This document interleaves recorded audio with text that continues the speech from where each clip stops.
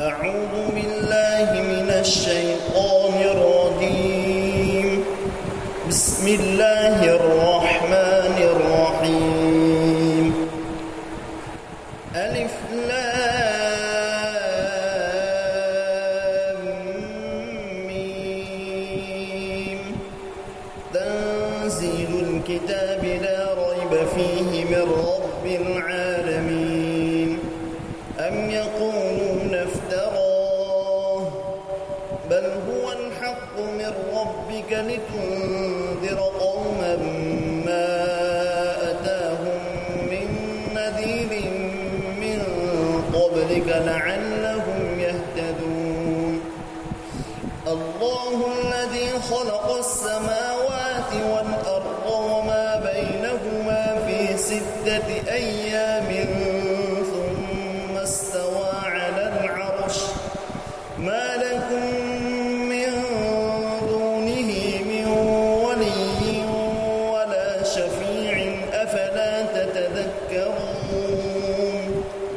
يدبر الأمر من السماء إلى الأرض ثم يعرج إليه في يوم كان مقداره 1000 سنة مما تعدون.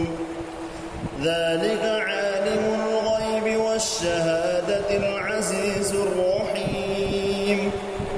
الذي أحسن كل شيء خلقه وبدأ خلق الإنسان من طين ثم جعل نسله من سلالة من ماء مهين ثم سواه ونفخ فيه من روحه وجعل لكم السمع والأبصار والأفئدة قليلا ما تشكرون.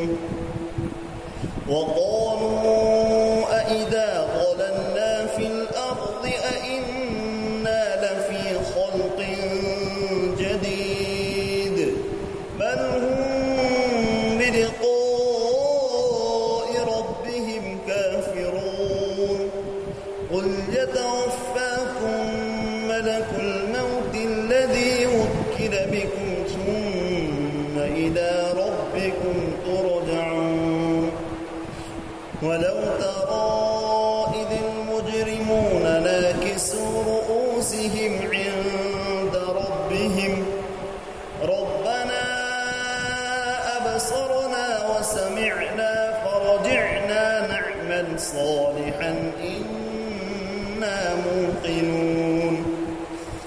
ولو شئنا لآتينا كل نفس هداها ولكن حق القول مني لأملأن جهنم من الجنة والناس أجمعين. فذوقوا بما نسيتم لقاء يومكم هذا إنا نسيناكم وذوقوا عذاب الخلد بما كنتم تعملون.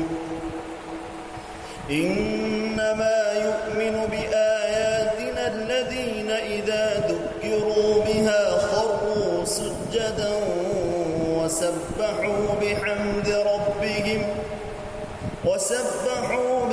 ربهم وهم لا يستكبرون. تتجافى جنوبهم عن المضاجع يدعون ربهم خوفا وطمعا ومما رزقناهم ينفقون. فلا تعلم نفس ما أخفي لهم من قرة أعين جزاء بما كانوا يعملون. أفمن كان مؤمنا كمن كان فاسقا لا يستوون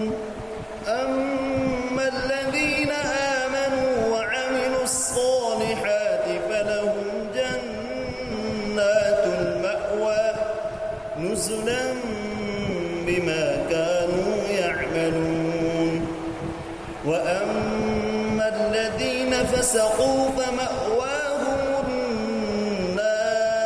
النار كلما أرادوا أن يخرجوا منها